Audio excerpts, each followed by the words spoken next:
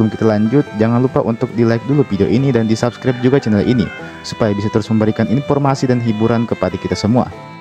Kalau sudah, langsung saja, mari kita masuk ke pembahasannya. Benua Australia adalah benua yang diklaim ditemukan oleh seorang berkebangsaan Inggris yang bernama James Cook.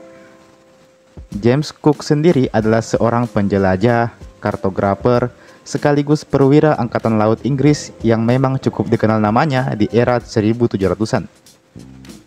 Yang membuat namanya terkenal karena dia pernah melakukan 3 pelayaran penting antara tahun 1768 hingga tahun 1779 di Samudra Pasifik, khususnya di wilayah Selandia Baru dan juga di Australia. James Cook sendiri menganggap bahwa dirinya sebagai orang yang pertama menemukan benua Australia.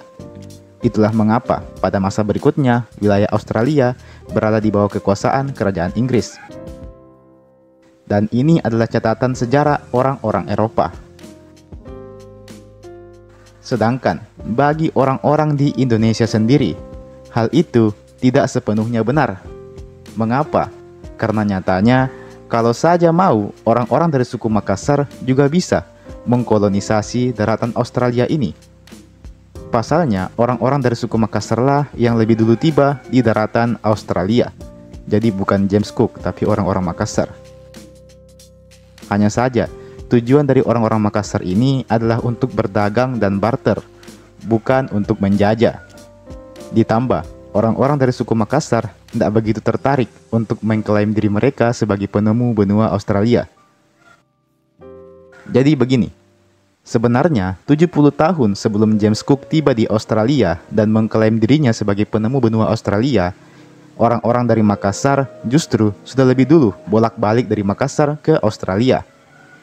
Jadi orang-orang Makassar dulunya, selain pandai berlayar, mereka juga dikenal sebagai pebisnis yang ulung. Tujuan orang-orang Makassar itu berlayar ke Australia bukanlah untuk menjajah, melainkan untuk mencari teripang. Teripang ini nantinya akan mereka bawa ke Cina untuk dijual. Orang-orang Cina kala itu sangat menggemari teripang. Mereka menggunakan teripang sebagai obat dan juga sebagai makanan.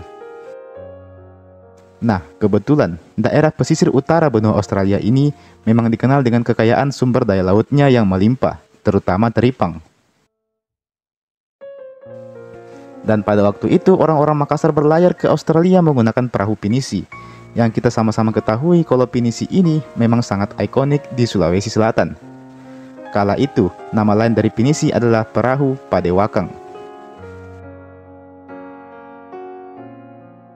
Adapun sosok yang memimpin ekspedisi suku Makassar ke Australia kala itu adalah Unusu Daeng Remba. Beliau inilah yang menjadi kapten dari perahu pinisi yang berlayar untuk mencari teripang di Australia. Dalam pelayaran itu, orang-orang Makassar pertama kali tiba di wilayah yang bernama Kimberley. Daerah Kimberley ini dulunya memang dikenal sebagai daerah penghasil teripang. Salah satu bukti yang membenarkan fakta ini adalah dengan ditemukannya kamp bekas para pelaut Makassar di sekitaran wilayah tersebut. Setelah Kimberley, pelaut Makassar ini kembali melanjutkan ke wilayah Arnhem Land. Mereka menghabiskan berbulan-bulan waktunya di sana untuk mencari teripang di laut, sekaligus juga untuk membangun keakraban dengan warga lokal, yakni suku aborigin Yolngu. Orang-orang aborigin kala itu menyebut pelaut Makassar dengan sebutan Mangajara atau Munanga. Memang, kedatangan pelaut Makassar kala itu disambut dengan baik oleh para warga aborigin. Selain karena mereka datang dengan damai, juga karena mereka saling berbagi cerita dengan warga aborigin. Alhasil, orang-orang Makassar ini amat sangat disenangi oleh para warga aborigin. Orang-orang Makassar ini, sebelum mulai mencari teripang, mereka terlebih dahulu meminta izin kepada warga aborigin. Selain itu, mereka juga membatasi pencariannya hanya sampai di Pulau Howard saja.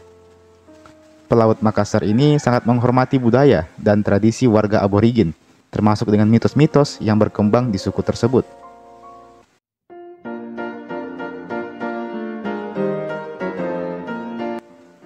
Hubungan kekerabatan ini berlangsung selama beberapa tahun. Kedua belah pihak saling akrab satu sama lain.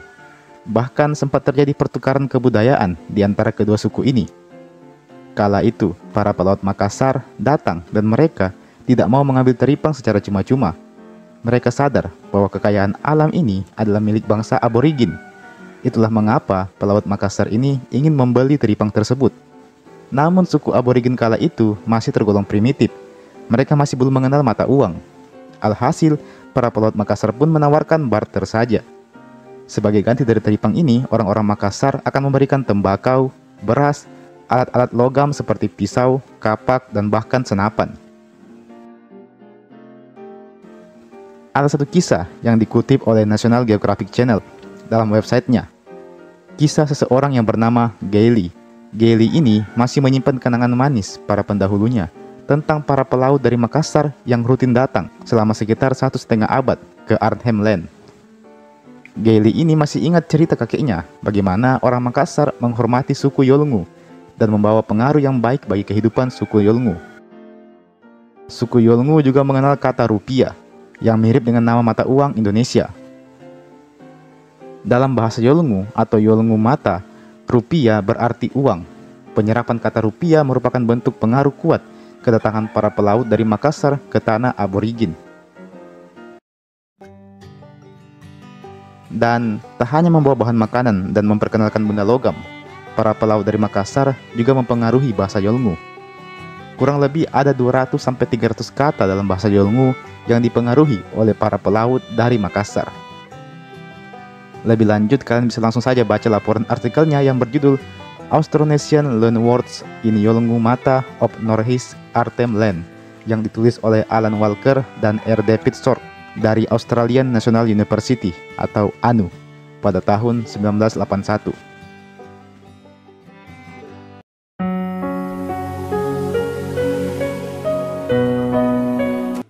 Perhatikanlah gambar ini. Silakan diamati dan coba kalian cari tahu bagian mana dari gambar tersebut yang ada unsur Makassarnya.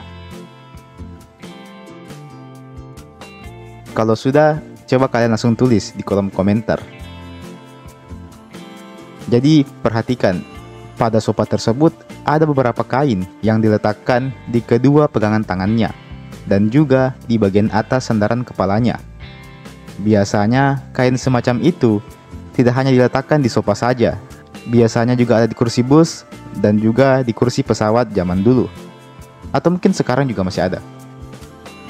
Selembar kain tersebut dikenal juga dengan nama anti Makassar. Yap, anti Makassar. Kain anti Makassar ini sengaja diletakkan di atas sofa sebagai pelapis agar sandaran tangan dan kepalanya tidak kotor oleh orang-orang yang mendudukinya. Selain itu, juga sebagai bentuk keindahan tentunya, supaya kelihatan lebih cantik dan mewah itu sofanya. Kain anti Makassar ini memang cukup populer di Eropa, utamanya Belanda pada era abad ke-19. Pada waktu itu, banyak warga Eropa yang menggunakan kain anti Makassar ini pada sofanya. Dan lantas mengapa kain itu diberi nama anti Makassar? Apakah nama itu cuma kebetulan saja? Jawabannya tentu tidak. Kain anti Makassar ini biasanya terbuat dari rajutan putih yang kaku. Tetapi pada pertengahan abad ke-19, kain anti Makassar dibuat jadi lebih sederhana dan lebih lembut. Biasanya kain ini disulam dengan pola-pola sederhana menggunakan benang wol atau sutra. Sampai saat ini kita masih bisa melihat kain anti Makassar ini di sandaran pesawat dan kadang juga di kursi-kursi rumah.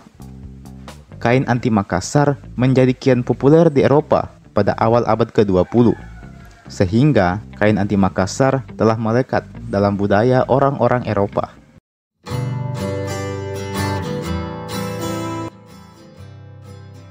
Tidak terbatas sampai di situ saja. Jejak Makassar di dunia juga tercatat pada sebuah merek minyak rambut yang bernama Makassar Oil. Produk ini lumayan populer di Eropa pada akhir abad ke-18 hingga abad ke-19. Minyak Makassar atau Makassar Oil ini adalah minyak rambut atau salep rambut yang digunakan oleh pria-pria Eropa pada waktu itu. Minyakmu yang tiada bandingannya, Makassar. Demikianlah pujian yang dilayangkan kepada minyak ini oleh seorang penyair Byron pada waktu itu. Karena pria Eropa banyak yang memakai minyak ini, alhasil rambut mereka jadi kelihatan klimis dan basah. Dan karena minyaknya ini lumayan lengket, maka ditaruhlah kain di atas sandaran kursi dan juga pada lengan kursi. Dan itulah kain anti makassar. Jadi, kain anti makassar ini salah satu fungsinya supaya tidak lengket itu minyak rambut makassar di atas kursi. Minyak makassar sendiri biasanya diramu menggunakan minyak kelapa atau juga minyak kesambi yang dicampur dengan minyak bunga kenanga dan juga beberapa minyak dari tanaman berbau harum lainnya. Minyak ini banyak diproduksi di London, Inggris. Adapun tagline promosinya pada waktu itu adalah minyak makassar, minyak yang mujarab untuk mengatasi kebotakan pada pria. Dan memang itulah salah satu manfaat dari minyak rambut ini, yaitu mengatasi kebotakan pada pria. Adapun penamaan minyak makassar ini adalah karena memang bahan-bahan untuk membuat minyak ini dibeli langsung dari Makassar. Dalam sejarah tercatat diketahui bahwa Makassar memang merupakan salah satu kota dagang terbesar di Nusantara sejak abad ke-17. Makassar adalah kota maritim yang terbesar di kawasan timur Nusantara. Kota ini merupakan titik temu antara dunia niaga belahan timur, dalam hal ini Maluku dan Irian Jaya, dengan pusat niaga bagian barat Nusantara seperti Jawa, Kalimantan, Sumatera, Filipina, dan wilayah Asia Selatan. Adapun komoditi utama dari perdagangan di Makassar tentu saja adalah rempah-rempahnya. Selain itu, ada pula beras, jagung, kopi, kopra, kain tenun, kayu cendana, dan budak. Yap, tidak semua masa lalu itu tentang keindahan saja, pasti ada saja sisi gelapnya. Kapan-kapan kita bahas soal ini. Ada banyak kegiatan perdagangan yang masif, dan ini benar-benar berhasil menciptakan arus pertukaran komoditi ke berbagai penjuru dunia. Lambat laun, terjalinlah hubungan dagang antara Makassar dengan bangsa-bangsa asing di Eropa, Cina, India, dan masih banyak lagi. Makassar memang menjadi salah satu sentral perdagangan di Nusantara kala itu, dikarenakan Makassar adalah penghubung antara titik barat dan timur Nusantara. Selain itu, peranan kerajaan Goa sebagai kerajaan yang berkuasa di wilayah itu juga sukses meningkatkan laju perekonomian orang-orang di Makassar. Makassar memiliki fungsi yang sangat penting dalam perdagangan komoditas. Dari Makassar, komoditi akan dikapalkan ke daerah lain, dan pada akhirnya berhasil menciptakan lalu lintas penting di Makassar. Meskipun kita tahu sendiri bagaimana kelanjutan ceritanya kala itu, konflik Belanda dan Indonesia. Namun, terlepas dari itu semua, tak dapat dipungkiri nama Makassar pernah mendunia.